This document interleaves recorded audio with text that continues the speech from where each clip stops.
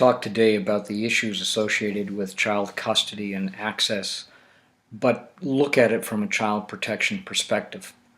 Most of us know individuals who've had divorces or separations, and they've managed to work out the arrangements for custody or access, decision-making, time with each parent and each child. While they don't necessarily get along, they've managed to work something out that seems to create a plan that in general keeps the best interests of the child at the forefront. And as a result, the children tend to do okay. They manage to have healthy relationships with both parents, and even when either parent introduces a new partner, it tends to be done in a way that's highly supportive of the other parent or the new parent. In fact, I recently ran across a little girl who talked to me about having two mummies and did so in a way that was very comfortable, and did so, in fact, in front of one of the mummies. And this conversation took place in a public place. So that's not the kind of case that I want to talk to you about. Those of us who've worked in child protection or worked in the court system or worked with custody access issues know that there's another group of parents for whom there is an ongoing pattern of conflict. There are some who just can't get along, but they are responsive to highly structured plans put in place by courts. Again, these are unlikely to be child protection issues. But then there's a smaller group for whom the child custody access issue is an ongoing battle. There's guerrilla warfare at play on a constant basis. That can be played out in a number of different ways. For example, it can be played out by numerous court battles. One parent constantly introduces a series of applications in the court, keeping the other parent in the court system on a regular basis. What often can happen is that the parent who initiates these various types of court battles will self-represent, reducing the cost to them to simply be about the filing of the various applications and showing up in court to represent themselves.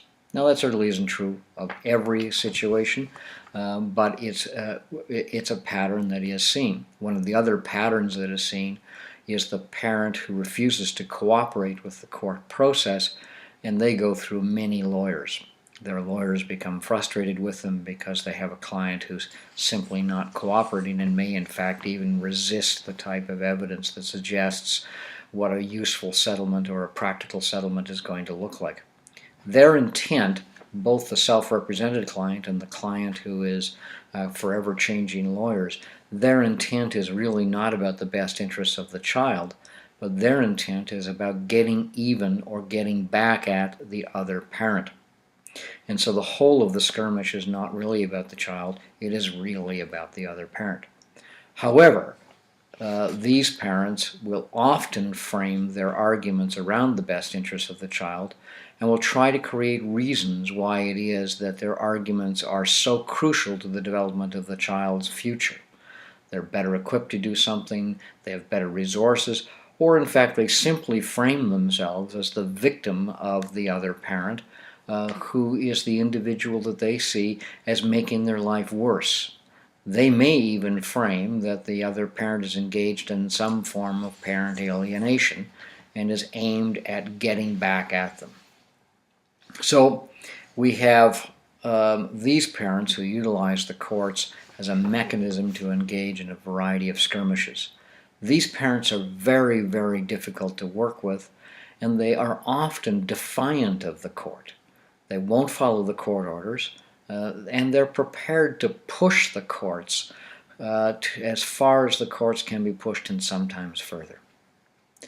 Then there's the parent who engages in another form of guerrilla warfare, which is they show up late for visitations, they pick up the child late, they return the child late, they show up in situations where they're not supposed to show up.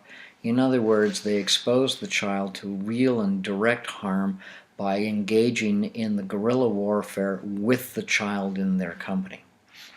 In fact, it's interesting that we've recently seen some cases that have really helped us to see how dangerous some of these cases can be. Here in Alberta, for example, a mother up in Didsbury is currently facing charges with the murder of her child as a result of having killed, allegedly at least, having killed her child as part of an ongoing custody access battle. I would argue that these could be, and maybe often should be, child protection cases. There's another group where the parent who's causing difficulty themselves suffers from mental illness or from addiction problems.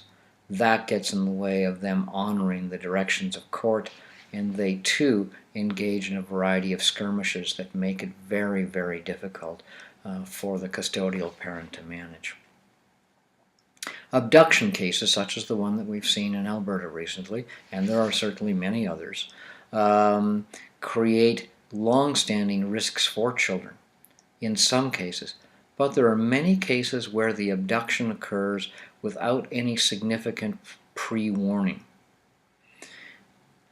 It's hard to segregate these cases at times because as the skirmishes have gone on between the parents, it's been difficult to ascertain what might be the result of parents just warring with each other and what really is the truth about what's been going on for the child.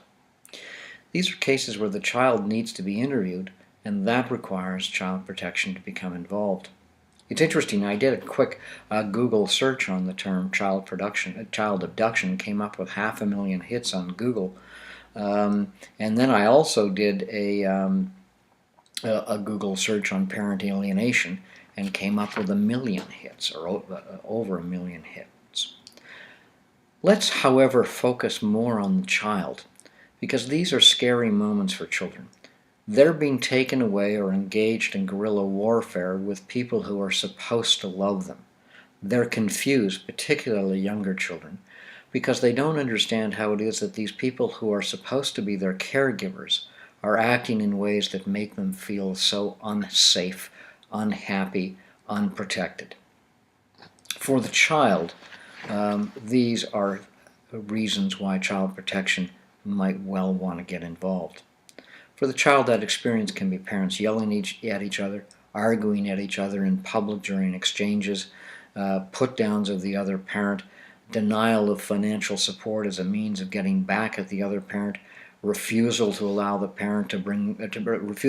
child to bring their favorite toys, or efforts to get the child to take sides.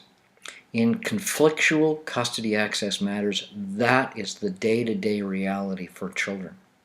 And the list goes on. I'm sure that just as I've gone through that list, you've been able to think of a dozen other ideas or actions that parents take. Too often the courts are unwitting members of the toolbox of conflict, and the courts who are seeking solutions don't often recognize these highly conflictual cases that are just going to carry on.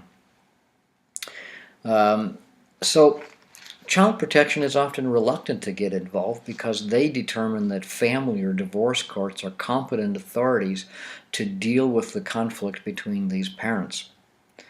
I want to propose that in a small number of cases they are not competent authorities, because what they lack is the capacity to remove the child from the situation. Child protection can do that. Now, of course, I'm talking about a small number of cases. I'm talking about the cases where the conflict is intense, where the court orders around custody and access are not being followed, and where the constant skirmishes are putting the child at risk. Now, some might come back and say, well, wait a minute. Why should the child be removed from a parent who's honestly attempting to do things versus the parent who is causing all the damage? And that's really a very good question. And there may be other mechanisms the child protection has that can allow it to engage in more effective intervention against the parent who is causing the problems. But there are also cases where both parents, in fact, are engaging in the guerrilla warfare. There isn't an innocent party. So let's try and categorize these in a way that makes this perhaps more useful to understand. Category 1 is clearly those parents who work it out. Category 2, very similar. Those are the parents who don't work it out, but they're prepared to honor a court order. Category 3 are the parents who are engaged in ongoing skirmishes in the courts or other low-level forms of conflict, but largely they manage to keep it away from their children, or at least they keep the damage somewhat limited. Category 4 are the individuals who engage in warfare in the courts. And typically it is run by one parent with the other parent constantly having to respond. They're either self-represented or they're forever changing lawyers. These are parents who tend not to honor court orders. These may be cases child protection should get involved with as a mechanism to help support the parent who is trying to protect the child but is having difficulty doing that because the family or divorce court are not properly equipped to deal with this individual. Category 5 are the individuals where there is mutual conflict and where both parents are engaging in the same kind of guerrilla warfare, causing the child to be really stuck in the middle. These are cases where removal of the child may be the best thing to do because there may be a way to help protect the child from the battle. Category 6 are the most dangerous ones. These are the instances where we have domestic violence, where we have threats of harm, where we have a parent who is mentally unhealthy and untreated, or an individual with an addiction issue that is active and untreated, and for whom there is a record of violence or dangerous behavior or impulsive risky acts. These are the ones for whom child abduction may be a significant risk. That category, in my view, almost always warrants involvement by child protection. Now, I'm not suggesting that my 6 categories are perfect. I'm not suggesting, in fact, that some of you watching this may find a way to think about some other categories that we should give consideration to. What I am suggesting, however, is that by creating a sense of the discrete categories and helping to think about ways in which we can put parents in terms of high to low risk as a result of child custody access issues, we begin to identify those kinds of cases that really warrant child protection intervention. That means, therefore, that we're going to be saying to child protection that there are custody access cases for which you should not rely on divorce courts or divorce custody access processes that are typical of lower risk cases.